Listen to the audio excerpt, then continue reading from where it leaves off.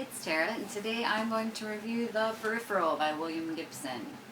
So if you haven't read a lot of Gibson, what you're probably most familiar with for him is Neuromancer, which is his first cyberpunk novel that sort of like started the genre up and all of that jazz. Or if you're a Bruce Sterling fan, you may know him from their collaboration in The Difference Engine, which was pretty good. Or maybe you're more familiar with his more recent trilogy, the Blue Ant trilogy, starting with Pattern Recognition, which started great and ended poorly.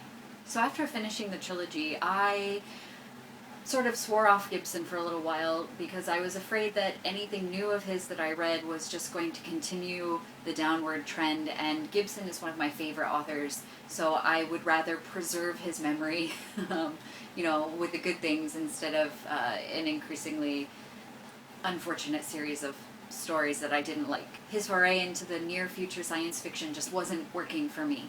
But I had heard that in The Peripheral he had returned to his former style and glory, and they were right. In The Peripheral, alternate past realities are playthings of the rich left behind after an apocalypse clears the majority of humanity from the Earth. In one of these past realities, Flynn's agreement to take over her brother's shifts policing the perimeter in one of these weird new VR games ends up changing her world, literally. The Peripheral is an interesting and fast-paced read with believable applications and extrapolations of current technology. My favorite piece of technology was the titular peripherals, which were like robot chassis or sometimes even like rent-a-bodies, people renting out their bodies while they didn't need them. I don't know. Anyways, that was a little unclear to me, that you could inhabit. So if you had a meeting in Germany, you could inhabit this body in Germany and go to the meeting in person and feel all of the things that this body was feeling.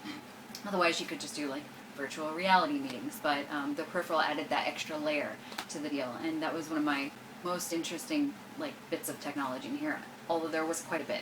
One of the things that sort of bothered me about this book, which I overall thought was really interesting and definitely a good read, was Gibson's style, Gibson's writing style.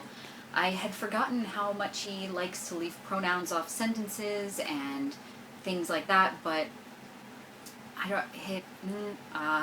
he has this very choppy style of writing, and in some cases it makes the reading more fast-paced and more exciting, but sometimes it makes things more confusing, and I think that the short choppy sentences combined with the short choppy chapters really made it a little more difficult to read. Each of the short chapters, and one of them was 2 pages long, I think, switches between one of the many characters in the books, and I just feel like it made it a much harsher, choppier read than maybe I had hoped for. That being said, I would definitely say that this goes back to his old sort of style, the old feeling that things are happening and it's on the edge, and it had a lot stronger plot, I think, than the Blue Ant series did.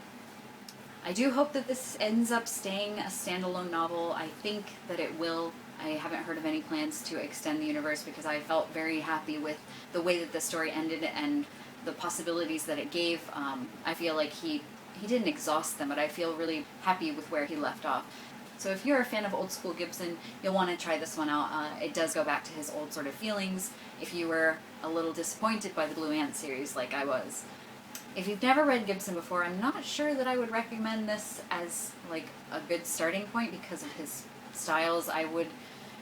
If you prefer more near future science fiction, then yes, I'd go with this one. Or read the Pattern Recognition, the first in the Blue Ant series, and just don't go on to the rest of the trilogy. But yeah, so if you've read The Peripheral, I'd love to hear your thoughts on it. If you've read any Gibson, how do you think it stands up to the rest of the series?